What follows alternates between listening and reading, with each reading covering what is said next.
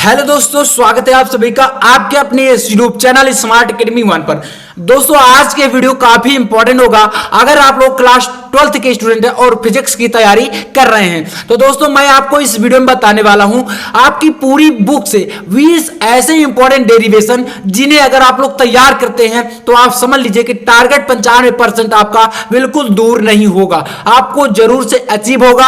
आपके board exam में physics के अंतर्गत आपके 65 प्लस अंक दिलाने की 100% गारंटी है। बस आपको ये 20 क्वेश्चन आपको बिल्कुल तैयार कर लेने हैं। आपसे लेकर आपके बोर्ड एग्जाम तक में ये क्वेश्चन अगर आप लोग तैयार कर लेते हैं तो दोस्तों 100% की गारंटी है। अब आप लोग समझ लीजिए इससे आगे क्या हो सकता है। ठीक है, गारंटी के साथ आपको मैं बताऊंगा सारे क्वेश्चन, बस आपको तैयार करना है और ये आपकी जिम्मेदारी है। ठीक है, तो चलिए देखते हैं यहां पर कौन कौन से क्वेश्चन है। और उससे पहले अगर वीडियो अच्छा लगे तो लाइक कर दीजिएगा और चैनल पर नए हो तो यार सब्सक्राइब जरूर कर लेना, ताकि दोस्तों मैं जब भी आपके लिए वीडियो लेकर आऊं तो उसका नोटिफिकेशन भी आपको मिलता रहे। बात करते हैं क्वेश्चन की। तो देखिए आप लोग हैं क्लास 12th के स्टूडेंट। अब यहां पर क्वेश्चन आपके देखिए आसान से क्वेश्चन नहीं पूछे जाते हैं। क्वेश्चन वैसे होते आसान ही हैं, लेकिन आपको थोड़ा सा यहां पर घुमाया जाता है। बात करें देखिए पहला ही क्वेश्चन आप समझ लीजिए, कहा गया कि गॉस की प्रमेय की सहायता से कूलाम के नियम का निगमन कीजिए।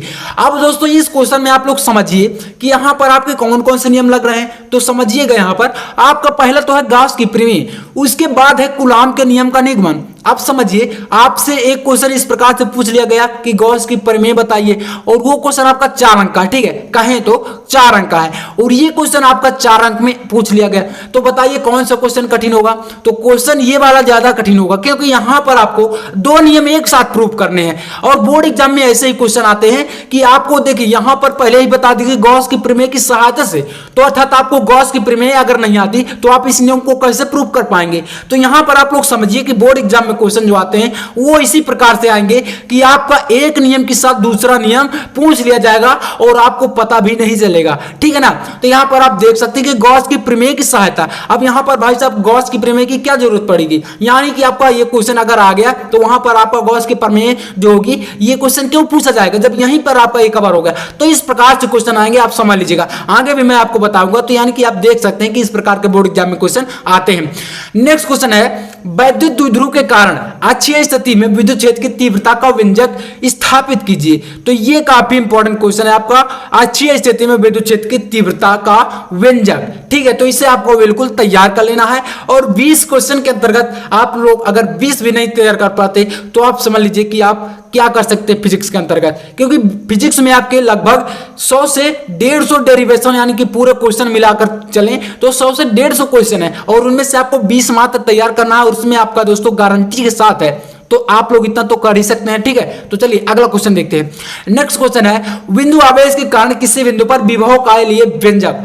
बिंदु आवेश के कारण देखिए यहां पर विभव के लिए भी व्यंजक होता है, तो यहां पर आपको इसे निकालना है जो कि आपका v बराबर 1/4 pi epsilon not Q upon r ये होता है आपका देखिए बिंदु आवेश के कारण विभव का व्यंजक। ठीक है, तो इसे आपको निकालना है और ये काफी महत्वपूर्ण डेरिवेशन आपके बोर्ड एग्जाम में दोस्तों आने वाला है। ठीक है, अगला क्वेश्चन देखिए। अब इन क्वेश्चन में से आपसे देखिए काफी क्वेश्चन बनते होंगे। ठीक है, ये आपकी जिम्मेदारी है, जो क्वेश्चन आपसे नहीं बनते उन्हें आप बिल्कुल तैयार करिए। आप अच्छी तरीके से अगर तैयार करते हैं तो बाकी जो आपका रिजल्ट जब आएगा तो आप भी देखेंगे कि रिजल्ट आपका कितना बेहतरीन आता है।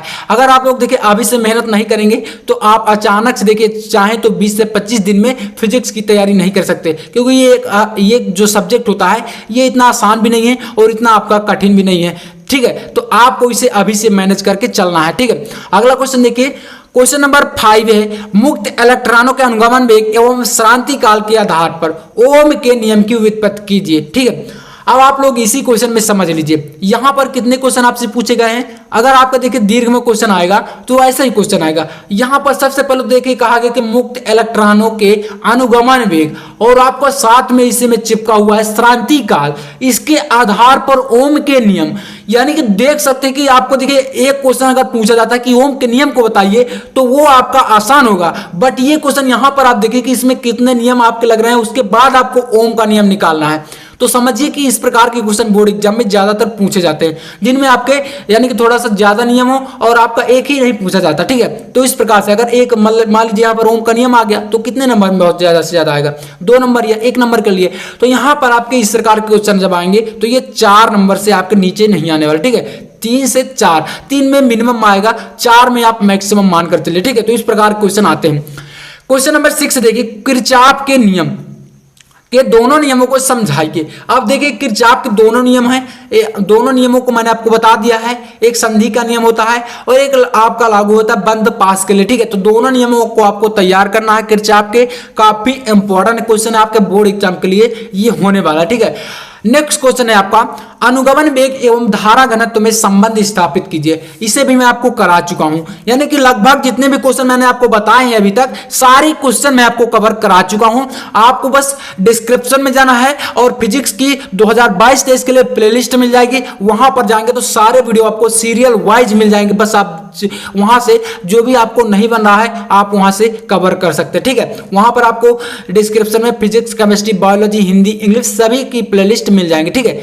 चलिए अगला क्वेश्चन देखते हैं। क्वेश्चन नंबर 8 है आपका, व्हीटस्टोन सेतु।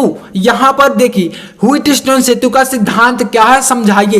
अब आप लोग एक बात ध्यान दीजिएगा, आप चाहे तो किरचॉफ के नियम देखिए तैयार करिए ही करिए, ये तो आपकी देखिए करना पड़ेगा। लेकिन आपको देखिए एक बात मैं आपको बता दूं कि 8वां जो क्वेश्चन है इसमें पूछा व्हीटस्टोन सेतु। अब देखिए व्हीटस्टोन सेतु जो आपका है उसमें किरचॉफ का द्वितीय नियम लगता है, तो बोर्ड एग्जाम में ये क्वेश्चन आने के ज्यादा चांसेस हैं सिवाय इसके। बट आपको ये क्वेश्चन नहीं आएगा तो आप इसे कैसे कर पाएंगे। तो आपको देखिए यहीं से क्वेश्चन फंसा दिया कि आपसे देखिए ये क्वेश्चन पूछा जाएगा और ये क्वेश्चन पूछा जाएगा तो आप इसके बिना इसे नहीं कर सकते। तो आप देख सकते हैं कि इस प्रकार के क्वेश्चन बोर्ड एग्जाम में ज्यादातर पूछे जाते हैं, यानी कि वहां पर थोड़ा सा दिमाग लगाया जाता है कि बच्चे को किस प्रकार से क्वेश्चन पूछे जाए ताकि वो थोड़ा सा मतलब भ्रमित हो, ठीक है। क्वेश्चन आपको वहां पर आपका देखिए मेन एग्जाम का मतलब क्या है, एग्जाम में आपका देखिए शक्ति यानी कि आपका जो सोचने की क्षमता है वो चेक करी जाती है। मेन आपका एग्जाम यही तो है, बाकी आपको वहां पर पैसे थोड़ी ना दिए जाते हैं, वहां पर आपका देखिए टैलेंट चेक किया जाता है। तो टैलेंट कैसे आएगा, जब आपसे इस प्रकार क्वेश्चन पूछा जाएगा और आपको इस क्वेश्चन को सॉल्व करने के लिए इस नियम की जरूरत पड़ेगी, तो समझिए कि ये क्वेश्चन ज्यादा इंपॉर्टेंट है क्योंकि ये आपका इससे ही आ रहा है। तो यहां पर आपको इसे तो तैयार करना ही करना पड़ेगा और ये तो बोर्ड एग्जाम में आएगा। तो इस प्रकार के क्वेश्चन आते हैं। चलिए अगला क्वेश्चन देखते हैं।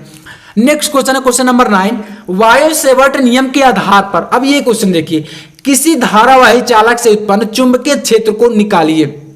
अब समझिए आपको निकालना है किसी धारावाही चालक से उत्पन्न जो चुंबकीय क्षेत्र यानी बी, ये निकालना है। और किससे निकालना है, तो वायो-सेवर्ट नियम से।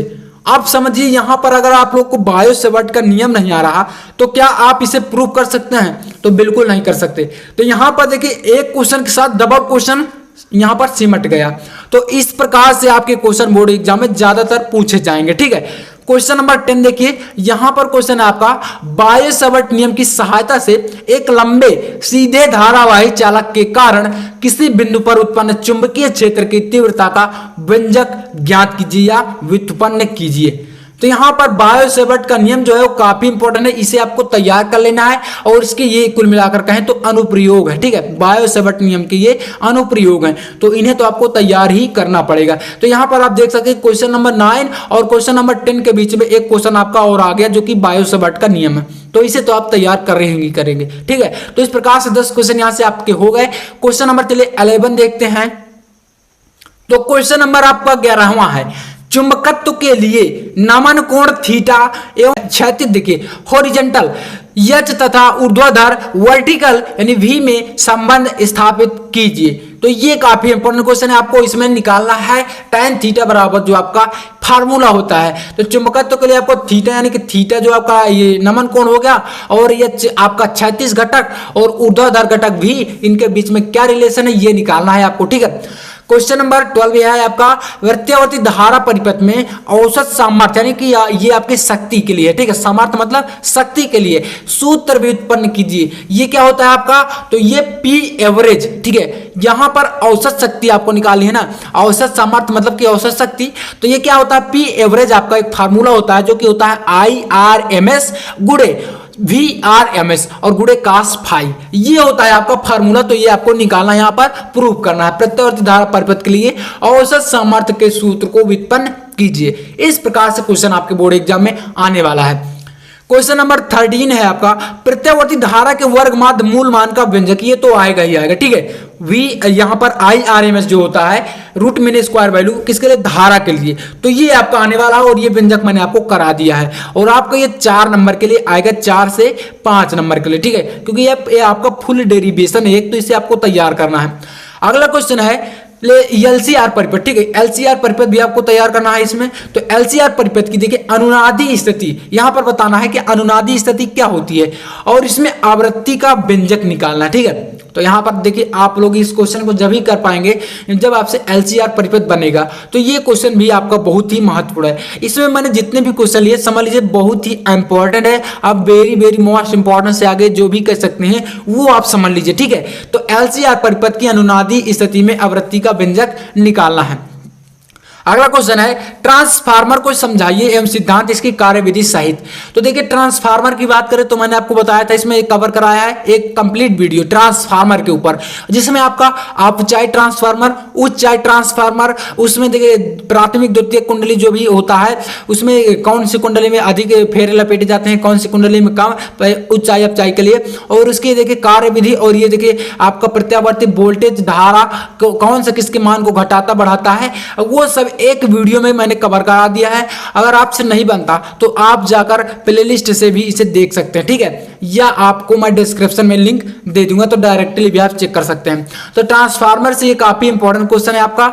अगला क्वेश्चन है, सिद्ध कीजिए कि शुद्ध धारिता युक्त प्रत्यावर्ती धारा परिपथ में धारा वोल्टता से कला में 90 डिग्री अग्रगामी होती है। देखिए मैंने आपको ये भी बताया है भाई साहब, अग्रगामी, पश्चगामी, समान कला, ये सब मैं आपको बता चुका हूं। तो यहां पर पूछा गया कि शुद्ध सिद्ध करना, प्रूव करिए। शुद्ध धारिता युक्त मतलब कि यहां पर धारिता C की बात की गई है, ठीक है, युक्त प्रत्यावर्ती धारा परिपथ में धारा वोल्टता से, यानी कि जो I है आपकी वो V से 90 डिग्री अग्रगामी है, यानी कि धारा जो है वो +π/2 आपको दर्शानी है, किससे? वोल्टता यानी V से, ठीक है। तो ये आपका काफी इंपॉर्टेंट क्वेश्चन आपके लिए होने वाला है।